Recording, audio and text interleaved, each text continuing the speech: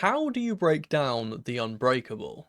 That's the question Chelsea have to answer tomorrow as they take on Nottingham Forest, and the question that we'll be answering in today's video. Lads, lasses and the rest of the masses, welcome back to the Forward Press.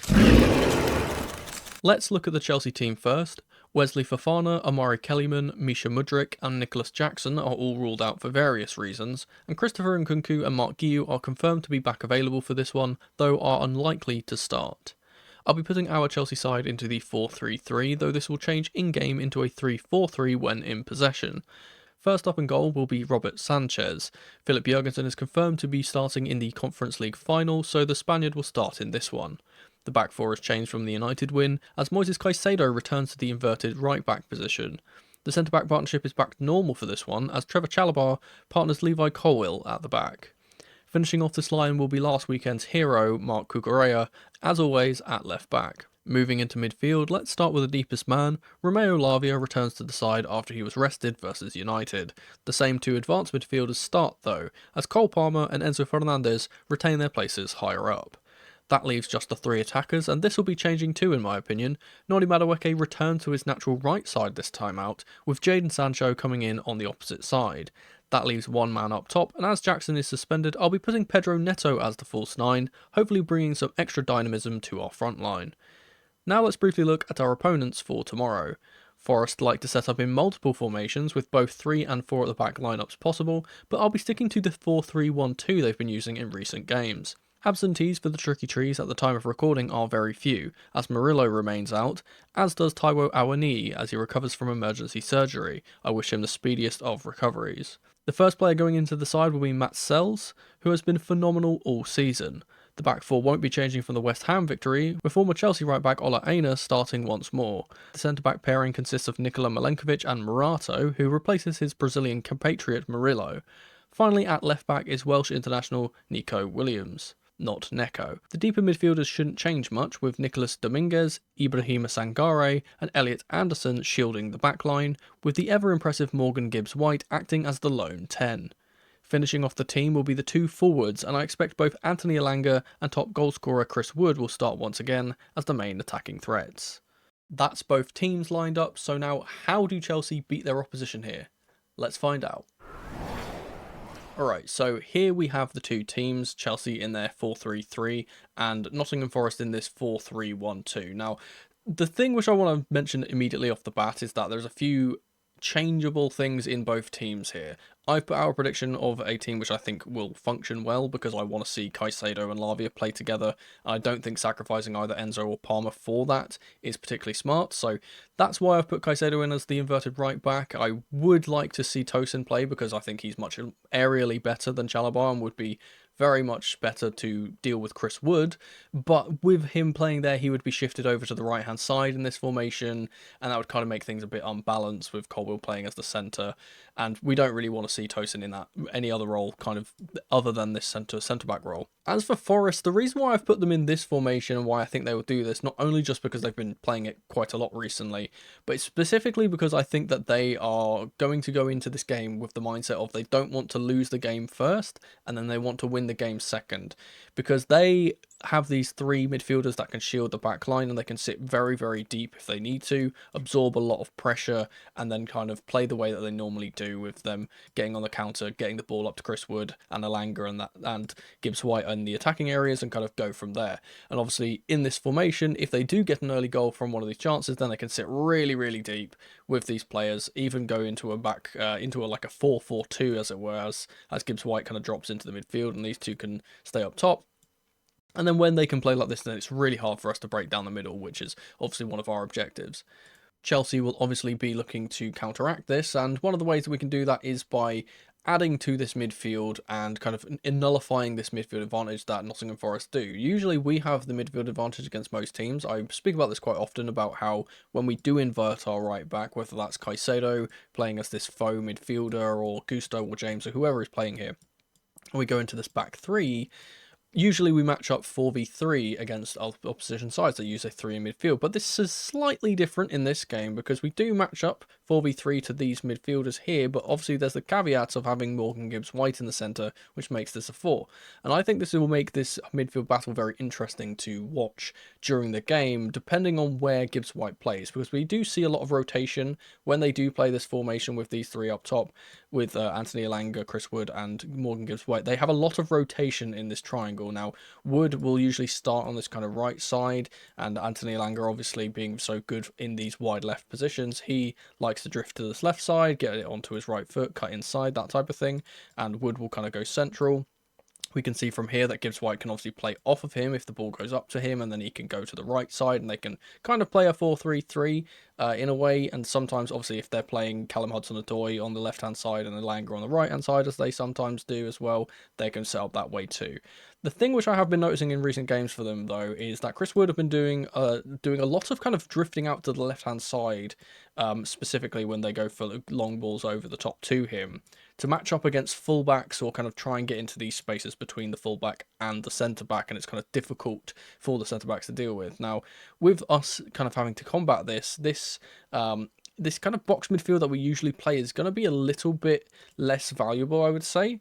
But because we do spread out into this kind of three at the back system, we can actually put Chalabar here on Chris Wood if he does this, which I'm not sure if he will in this game. Again, they kind of match up 1-to-1 here with having three players.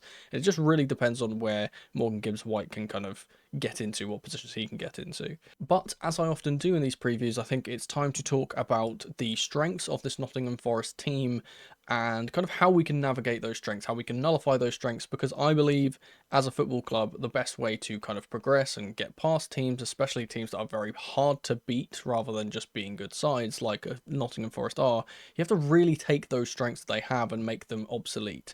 And I think we can do that in this game doing three specific things. Now, Nottingham Forest have a lot of strengths in their team. I'm not going to name all of them. There is quite a lot of them. I'm going to focus on three main ones, and we're going to kind of talk about those. The first one that I want to mention is that stubborn, low block defensive style that they play.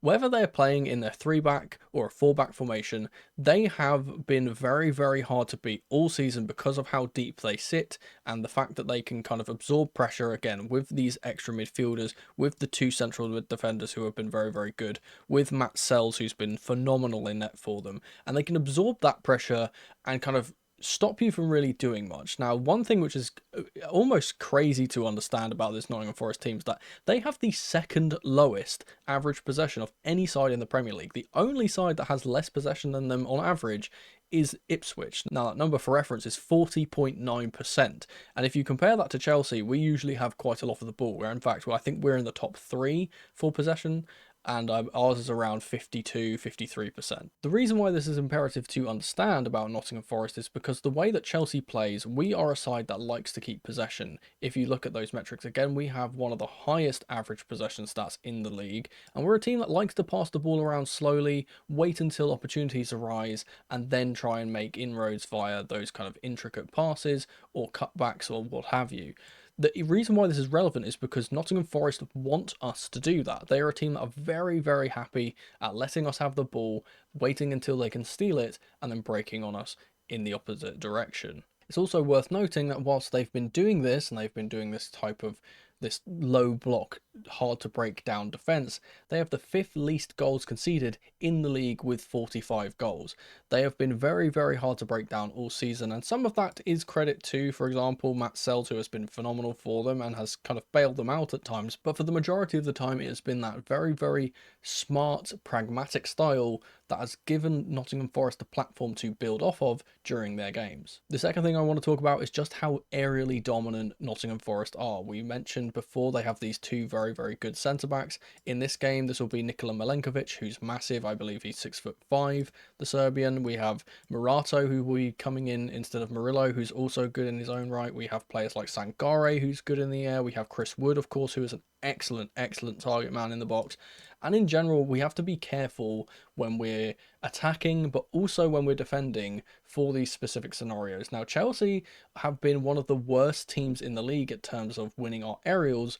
In comparison, Nottingham Forest have the 4th best aerial win rate in the entire league with 15.4 per game on average. So they'll definitely try and use their height and their power in those scenarios, both offensively and defensively, to their advantage. The third and final thing that I want to talk about kind of adds on from that pragmatic style that they play. It's the very, very quick transitional attacking play from back to front that really, really makes Nottingham Forest tick. Now, they have the fifth most counter-attacking goals in the league with 7 goals from counter-attacks, but the thing that is more impressive about this is how clinical they are when they go forward in these transitions.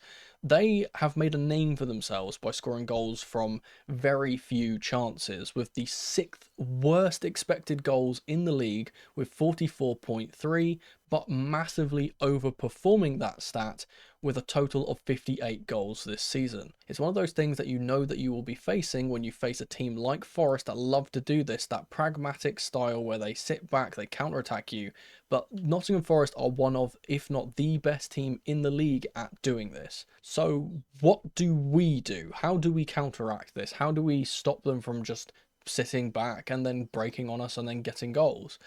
Well, I believe we have to flip the script on them, force them to play the opposite way that they'd usually do. I think that we need to be the team that kind of sits back and absorbs pressure and allow Forest to get confident on the ball and hit them on the counter. Now, that sounds much easier said than done, but I will show some in-game examples in a minute here that kind of shows how this can work against them.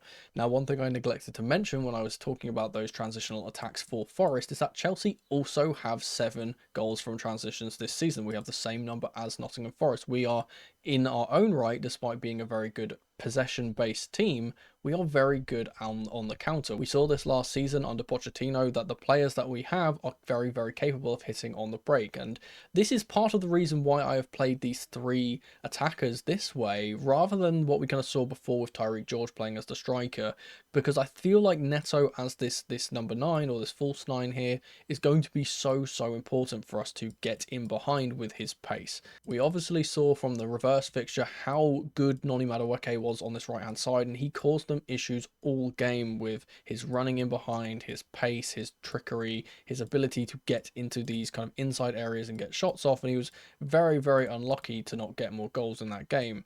And if we follow a similar pattern and get the ball out to Madueke and Neto and Sancho, who I've put on this left hand side, who can also cut inside onto his right foot and get shots away, that's what I think that we can do in order to break down this team. Quick reminder that for this game and the Real Betis Europa Conference League final, I will be doing 2 live watch-alongs instead of the pre-match streams that I usually do. Now, these will go live at 3:30 PM for the Nottingham Forest game and 7:30 PM for the Real Betis game, respectively, so make sure you are there so you don't miss out. If you want to be notified of when I go live with those streams, if you click on the live tab on the channel page, you can click notify me under both of those videos that are already up as pre-scheduled streams, and you'll get a notification when I go live. I hope to see you guys there. Now let's get back to the video. Alright, for this first example, we're going to show from the Everton game how susceptible to counterattacks that Nottingham Forest are. Now, you can see from this example before we've even played it that currently they are chasing back to try and defend, and the Everton team are on their way with the ball going the opposite direction. And we can see as we play this on here, and I've sped it up a little bit for you, that they get forward here, and with these depleted numbers, again, these players aren't the quickest. They're not going to be racing back and kind of being able to stop these counterattacks all the time, especially if they've committed bodies forward, and in this case they have done. When they get into these opportunities, now we can see the ball will go wide here, out to Decore, and we see from him, obviously he's shaping up here to put the ball across, and if this ball is a bit better, or if the strike at the end of it is a bit better, then they absolutely concede here, because as we've seen, they've committed too many bodies playing kind of up the pitch when that is not really their style. That's not something they're very, very good at doing.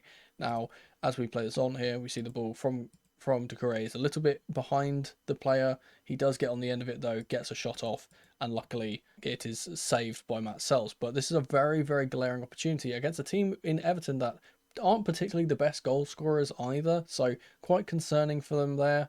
But this next example from the same game is more glaring, and it kind of shows why I believe that us kind of playing on the opposite way and allowing them to have the ball and, you know, playing transitional football is actually a good thing. Now we can see the ball is coming to Murillo here on this left hand side. You can see the players are very, very high up the pitch here for Forest. They've got players up here, and there's only really these two defenders back, and you can see the Everton players are putting on pressure, trying to, disturb the pattern of play here.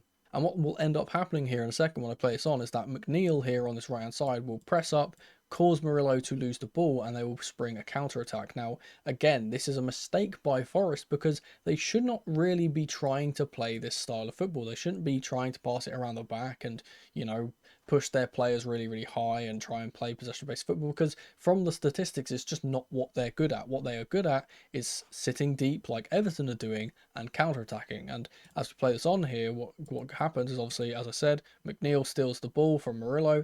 He's going to get up the pitch here. Once he gets a little bit further up the pitch, he places absolutely picture-perfect ball across the pitch to Decore on this left-hand side. And what ends up happening, obviously, the ball goes there, and as it gets to Decore, it's already too late. The players can't get back in time. It's just him versus Sells. Can he beat the goalkeeper? Very, very difficult to do because Matt Sells is very, very good. And of course, what ends up happening is Decore scores and they win this game, this very, very tight game, this very, very close game, by playing that counter-attacking style against a team in Nottingham Forest that aren't prepared to deal with those counter-attacks. The next thing that I think we should be doing in order to counteract this Nottingham Forest team is long balls from deep positions. Now, contrary to popular belief, and even though I've kind of been saying about this pragmatic style that Nottingham Forest play, they are not a team that likes to sit back and defend all the time. They are a team that does like to get up the pitch and step on you when you have the ball in your own first third here with your defenders. And what they will do is they will push their centre-backs really, really high, like way, way higher than you'll expect for a team like Forest that are quite pragmatic, and they'll kind of step onto you here, they'll make the pressure. And what we've kind of seen from them in recent games is that they've been caught out by this happening and by players running off of the shoulder of these defenders in behind. And in an example which I'll show you in a bit, we've seen players from, for example, this wing running in behind, the ball goes long from the centre back, and they get completely caught out because they're so unused to having their players up high and having the ball up here that, for example, if they're attacking and they've pushed these players up and they lose the ball in midfield, then they could obviously get the ball played in behind whilst these players are not expecting to go back. Now, one thing that I also didn't mention about these two centre-backs, despite them being very, very good, and especially very good in the air, is that they are quite slow. Nikola Milenkovic, in particular, is a player that does not have the recovery pace of someone like Mickey van der Ven, for example, and up against a very tricky winger like Neto, or a runner like Tyreek George, if he plays here, even maybe Mark Guiu, if he gets off the bench, who's a very willing runner, I think that we can cause them issues if we play balls in behind here or over the top of him into this channel in the left side where we can get on the ball with someone like Sancho and get goals that way. I think we can create a lot of chances from these scenarios, and I'll show some in-game example of that right now. Now, this is an example from the 2-0 Brentford loss, and as we can see here from the setup, we have the Brentford centre-backs on the ball in possession, and you can see that the Nottingham Forest team are set up quite high. Obviously, we've got Chris Wood here being high as usual. We have Gibbs White here, we have Elanga, we've got Callum Hudson-Odoi. I think they were playing a 4-3-3 in this game. They've got the two midfielders pressed up here, and further on behind here where you can't really see, they have the centre-backs quite high up, in almost just touching the middle third. And what we see here is that as we play this on, the ball gets played over the top, and you can see this already from this long ball. Obviously, the ball's up here now, if you can see that because of where Milenkovic was, because of where Aina was, because of where Murillo was, they were up here at the time of the ball being played.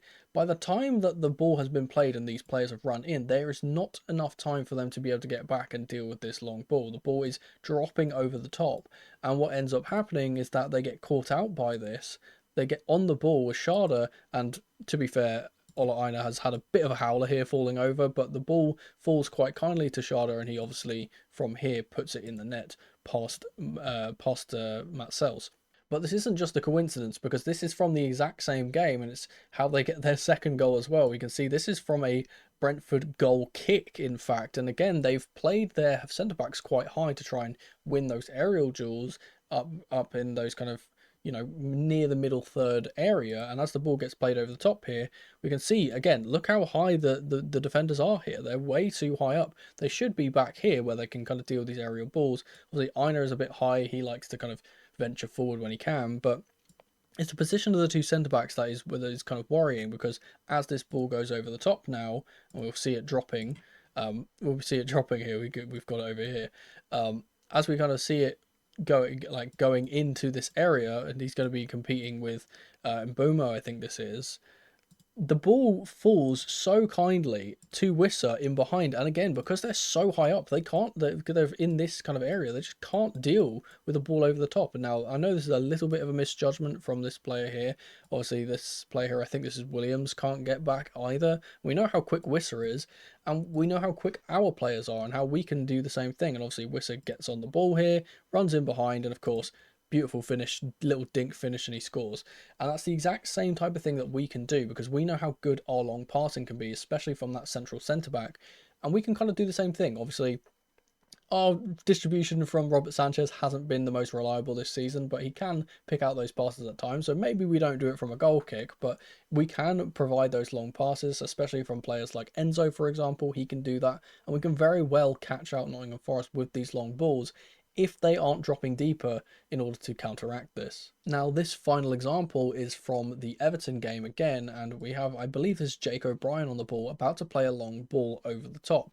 Now, as we can see, we've got the three attackers up here, we've got the midfield up here, and as you can see, you can't really see out of the frame, the centre-backs are already high up the pitch into that middle third, as I've kind of suggested before. Now, as this ball gets played over the top, you can see, if I pause it here, these players are already realizing, oh no, we're too high, and they're having to run back. And obviously the Everton players are all the way, kind of already on their way over to kind of progress now. The ball goes over the top to Njai, I believe this is, and as he kind of gets in here, he gets an opportunity to shoot, and he could very well score if Matt Sells isn't absolutely on his game here and makes this really good save. A better finish, and that's an easy goal from one pass, just because, again, the mix-up at the back from Nottingham Forest playing their centre-backs too high and not respecting these long balls is what gets them into trouble. And as you can see from some of those clips, it's a massive misconception that Forest are a team that like to completely sit in their box and park the bus. They don't do this all the time.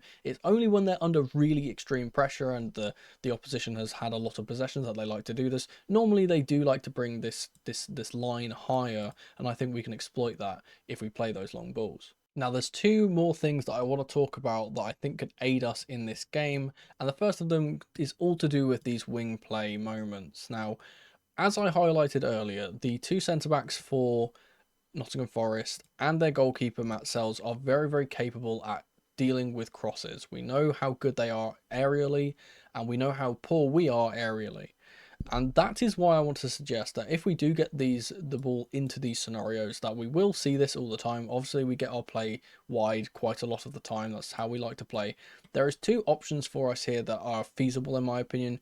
Obviously, as we spoke about earlier, cutting inside for shots, getting into these areas and then getting shots away is something we can do. As we saw from the reverse fixture, as I said, Madueke did this very well. And that's specifically why in my team, I've put Madueke back over to the right-hand side and not on the left-hand side like he has been playing recently, because I feel like this gives us another option to kind of get inside and get opportunities without having to do all of the hard work of going around the outside. That being said, I do think that going around the outside is also a good avenue for us, because what we can do is when we get into these outside positions and say Madueke has gotten here, we can then make it much easier for us to play low cutbacks into the box or low cutbacks to the centre circle as someone is coming in. Now, as you can see from the setup that I've put out here with Neto, no one in the box is going to be getting on the end of a header.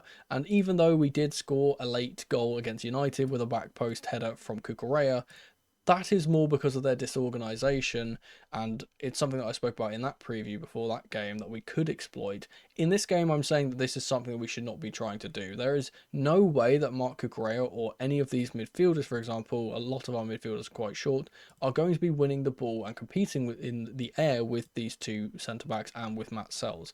Instead, what we should do is nullify that advantage, like I spoke about earlier, make it obsolete by just not giving them the opportunity to win the ball aerially and playing it along the floor as much as we can. Now, we have seen multiple examples of us getting into these areas with Madueke, with Neto, with Sancho, or whoever is out here, and playing the ball across and it never being converted. And I think that's something we really need to kind of see in this game, is players getting on the end of these balls across. If not able to do that though, getting onto the end of a cutback that goes to the edge of the box, for example. We've seen in recent games Enzo get a good goal from the outside of the box areas. He can shoot from distance. Obviously, we know how good Palmer can be from these scenarios if he gets the ball in the right place. And I think these are the type of things we need to aim for. Not only the cutbacks across goal to an advancing Pedro Neto or forward or whoever's playing here, or the opposite winger who can get onto this side. Maybe even Marc Cucurella himself, who does love to get up into the box. We see that so often. But also having the wherewithal to sometimes know that, hey, the ball is not going to be able to go across this way, and to cut it back to a player that is on the edge of the box like Palmer to then shoot and get goals that way. Because again, we are a team that really needs to get clinical, kind of clear-cut chances to be able to score. We've been a team that's been quite wasteful, and Nottingham Forest are not a wasteful team. We need to make sure that we are clinical in this game. We need to make sure that we're going to get those goals and stop them from having the advantage, because, again, as I spoke about earlier, if they get an early goal against us, they will be able to absorb pressure much better and then break on us, and that suits their playstyle much more. Side note, it's also just really, really hard to beat Matt Sells from anything that is not an incredible shot from outside the box or something like that. He has been so good this whole season for them, and if we are not getting those clear chances to score from outside the box, or getting those tap-ins from cutbacks, then I don't think that we're probably going to make inroads against him. Now, the final point that I want to make that will help us beat this Nottingham Forest team, it all concerns the midfielders, and specifically Lavia and Caicedo. Now, we know how good Chelsea's counter press is. When we lose the ball, it's one of our best things, it's one of our best weapons, is how quickly we win the ball back after losing it. It's something that we've been accustomed to under this Maresca style of football, and it's something that will serve us very, very well in this game, because of how well it allows us to, again, stop those transitions from Nottingham Forest. Now, we know that they're not going to try and play good possession-based football against us unless they are forced to. And we know that what they are going to try and do is win the ball off us via stray passes or via tackles. Again, they have a lot of energy in midfield with these three midfielders. And if they win the ball, the first thing they are doing is playing it direct, either through a long ball up to Chris Wood, for example, who can knock it down for his trickier wingers, or just playing it in behind for those wingers to kind of get into the box and then maybe get it to Wood or take shots on themselves. We can stop that happening if we are so good at kind of getting onto this player as soon as they've won the ball and stopping them from playing that ball. We have seen a lot of teams try and play this way against Chelsea this season, and a lot of the time what happens is that we will put the pressure on, and if we don't win the ball here but via these kind of extra presses, these counter presses, they will play the ball long, and it will just end up falling back to the hands of Sanchez or Colwill or Tosin, whoever is in this central role, and then we get the possession back, and then we recycle it, and then we go again. And I think against Forest, a team that doesn't like to have possession, if we are unable to play a transitional style, I think this is going to be imperative to keep that pressure on them, and, you know, just give us more opportunities to attack later on in the game. I think one thing we've seen recently, especially, is that Forest have been very, very weak towards the end of games. They obviously conceded that late winner from Decore in the Everton game. They conceded 2 late goals to Leicester. They were very, very under the caution in the West Ham game, and they conceded late in that game despite still being able to hold on. And it's been a pattern in their recent games, and obviously they've been in this kind of sticky patch of form recently, that they have been struggling under the pressure, and especially in such a big game at their home stadium, we can really make that pressure tell if we are able to stop them from getting those counters off and really, really put the nail to them by just keeping the ball and letting them kind of crumble themselves, because it's been a recurring theme that's been happening in their games recently, where they have not been managing the game at the end of games particularly well. Now, Chelsea have made it kind of a habit recently of getting these late out of the blue goals and winning games that we were struggling in, and I think a similar pattern can happen here, with maybe a late goal being the decider, and that decider also deciding which one of these teams gets Champions League football next season. If you enjoyed the video, please leave it a like down below, it really helps out the channel. And if you want to see more content like this, don't forget to subscribe, as I do these tactical breakdowns for every Chelsea game. This is a big one, so I hope to see some of you during the watch along tomorrow afternoon. thank you guys so much for watching as ever, and remember, football can be as simple as black and white.